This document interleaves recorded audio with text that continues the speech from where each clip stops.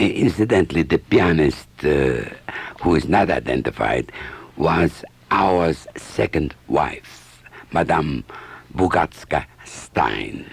Wasn't Auer's son and grandson, aren't they also musicians? There's an Edward Auer pianist, I know. I don't think that's any relation, but Misha Auer yes. was the grandson. He was a movie actor. Yes, that was his grandson. He had 5 daughters, Auer did. And in his autobiography, for some unknown reason, he never mentions his family. But I do know that one of his daughters was married to a very fine violinist, and whose name was Sibor. And he was, I think, the concertmaster of the Bolshoi in Moscow. That was, of course, in the 1905, in those days. Now, I'm coming to the man probably closest to my heart, Ysaÿe. A master of masters, and I'm a little bit at a loss for words because I get too emotional. Ysaÿe, you see, was my teacher, and I studied with him from 1927 till 1929, about 2 years. I studied with him in Brussels, Belgium. And I cherish his memory. I adore this man, not only as a great artist, sublime artist that he was, and the inspiration that he instilled into all that came in contact with him, particularly his students, but for his generosity, for his big heart, and for his goodness. His imprint and his influence is still with me after 52 years. And a few moments let me speak about him. He was born in 1858 in Liège, Belgium. And as I said earlier in the program, he was not a prodigy. His father was a violinist, and he also conducted in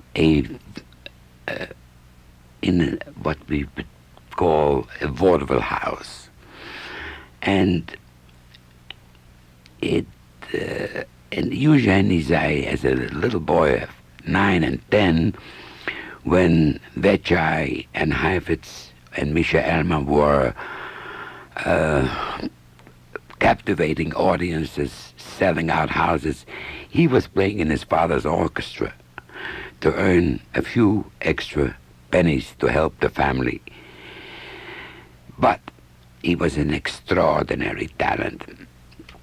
And at an early age, even of 11 and 12, had an originality and a personality so powerful and so strong that the teachers at the conservatory didn't even notice it. As a matter of fact, they resented it because he did not abide by the rules. He would improvise. He would write cadenzas. Unheard of. He should have been practicing such and such an etude, which he didn't want to do. It was boring for him. And he came to the attention of Henri Vieuxtemps, who gave a concert in Liège, who was bright. Vieuxtemps saw immediately that this was an extraordinary talent. Vieuxtemps went to the Ministry of Culture and got a grant for Ysaÿe to come and study with him in Paris. And while he was in Paris, he was then already about 15, 16 years old, he saw the first performance of Tristan and Isolde, and this music made such an overwhelming impression upon him that he could not sleep or eat or play the violin for about a week. You see, he had a great creative talent as well. And while in Paris, he met César Franck and all his students. Later on, he met Debussy, Chausson. What was the result of these meetings? He became a propagandist for new music. He was not only a great virtuoso, he felt that these people were up-and-coming great composers. He could evaluate them. Debussy dedicated his string quartet in G minor to Ysaÿe. Chausson dedicated the poem to him. César Franck dedicated his sonata to Ysaÿe. Under what circumstances? Under the following circumstances. When Ysaÿe was married on September 26, 1886, Franck could not come to the wedding, but he sent with Vincent Dandy the sonata as a wedding gift to him. Well, Ysaÿe's playing was extraordinary in its élan. He had the most beautiful sense of rubato, I think, of any violinist who ever lived. It's not the kind of rubato that people sometimes think that when you play rubato, it's a distortion. No. When you listen to Joseph Hoffman, for instance, playing the F minor concerto, the middle section is the most marvelous rubato you can imagine on the piano. Yet, if you put a metronome on, you will see that he comes out on the beat. This to me is rubato playing. It's not just wild, you do anything you darn please, no.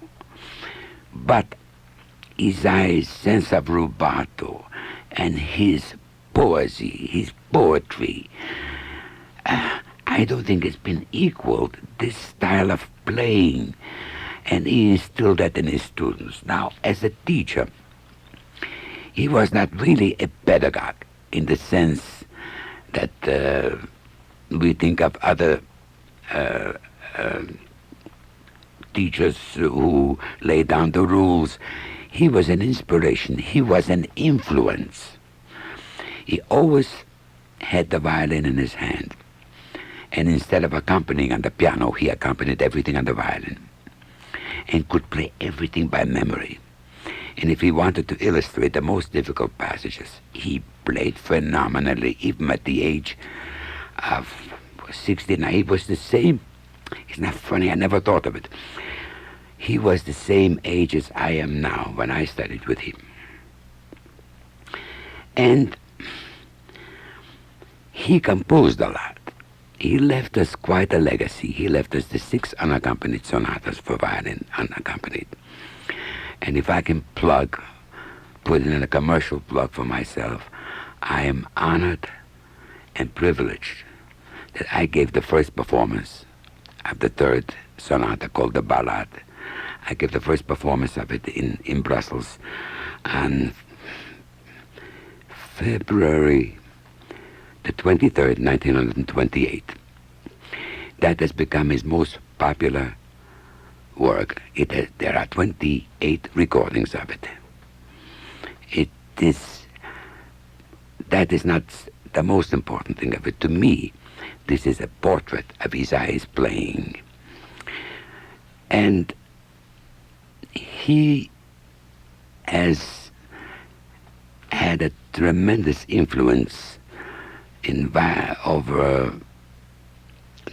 during his lifetime, because his playing was adored not only by violinists who even tried to emulate his style, but by conductors, by singers, by other instrumentalists. If you read the conversations with Casals, you'll see that he too considered him the greatest violinist, the greatest artist that he had ever heard on the violin.